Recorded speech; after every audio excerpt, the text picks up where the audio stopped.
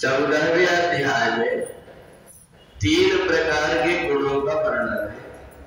नान्यं गुणेभ्यः कर्तारं यदा दृष्टानुपश्यति गुणेभ्यः परं वेत्ति मनोभावं सोऽधिगच्छति। जिस व्यक्ति ने अपने जीवन में अनजाने में सही पर गीता के एक श्लोक को सुन लिया, पढ़ लिया है, उसके अनेकों जन्म के पाप नष्ट हो जाते हैं। जितने वेद शास्त्र की कथा है वो संतों ने, ऋषि मुनि महात्माओं ने लिखे हैं, परंतु गीता भगवान के मुख से निकली, एक भगवान के चरणों से निकली है, वो गंगा है जो शरीर को पवित्र करती है, और एक भगवान के मुख से निकली हुई है अभी अभी जो आप लोगों ने पढ़ा, गीता भगवान के मुख से निकल करके हृदय को पवित्र कर देती है। जिस समय हम गीता पढ़ते हैं उस समय अगर सचेत होकर के हम बैठ जाए कि हमारी आत्मा को भगवान श्री कृष्ण कुछ समझा रहे, इसलिए में एकाग्रचित होकर के सुन लो, इसके बाद वो देखेगा उसके व्यवहार में अपने आप परिवर्तन आ जाएगा। जब कभी कोई कार्य करेगा बड़े सचेत होकर के करेगा। कई व्यक्तियों को लगता है कि गीता का सम्मान करना चाहिए और वो नीचे जमीन में नहीं करते। अगर उनको नीचे जमीन में रखना रहता है तो अपना वस्त्र बिछा लेते। ये बुद्धि आती कहां से? ये बुद्धि आती है इन्हीं सत्कर्मों से। परंतु हम जब सचेत होकर के नहीं सुनते तो ये आती है परंतु बाहर चली जाती है। अच्छे काम करने से हमारे अंदर अच्छी बुद्धि तो आती, पर हम उसको टिकने नहीं देते।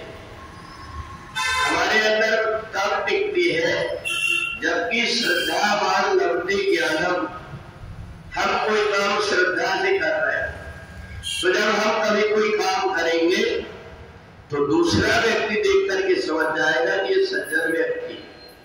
अगर कहीं रास्ते में कोई कांटा पड़ा है, कोई व्यक्ति उसको पैर मार के चला जाएगा, पर दूसरा सोचेगा मैंने देख लिया, परंतु दूसरा नहीं देखेगा, किसी को करना जाए इसलिए उठा करके अलग कर देगा। कोई देखे इसके लिए नहीं। कोई व्यक्ति अपने व्यवहार से और आचरण से पता लग जाता है कि ये सज्जन व्यक्ति। सज्जनता उसके व्यवहार में दिखने लगती है। केवल जो कुछ कार्य करता वो श्रद्धा से करे। बाहरी दिखावा रूप में व्यक्ति आगे आगे जितने भी काम करता पर उससे उसकी बुद्धि नष्ट होते जा रही है। उस कार्य से जिसके लिए हम कार्य कर रहे हैं उसको प्रसन्नता नहीं होती। प्रसन्नता उसको किस बात की होती है? हमें कैसा सावधान होकर के कार्य करना चाहिए। अगर हमने काम नहीं किए तो ज्यादा परेशानी नहीं होती, परंतु हमने कार्य किए पर असावधानी से किए तो इससे जो कुछ किए वो भी बेकार गया और दूसरों को हमने कष्ट दिया। परमात्मा की जिसके ऊपर अति कृपा होती, भगवान उसको संसार के बाहरी झंझट में नहीं लगाते। उसका प्रेम, उसका वात्सल्य मेरे लिए ही हो ऐसा उसको बुद्धि दे देते हैं।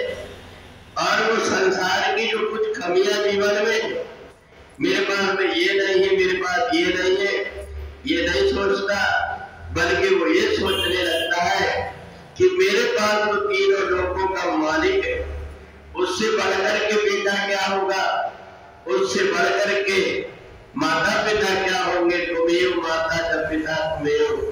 जो परमात्मा में अपने सब प्रकार के नाता को जोड़ देता है, वास्तव में वो व्यक्ति सब प्रकार के दुखों से छूट करके और परम धाम को ही प्राप्त हो जाता है।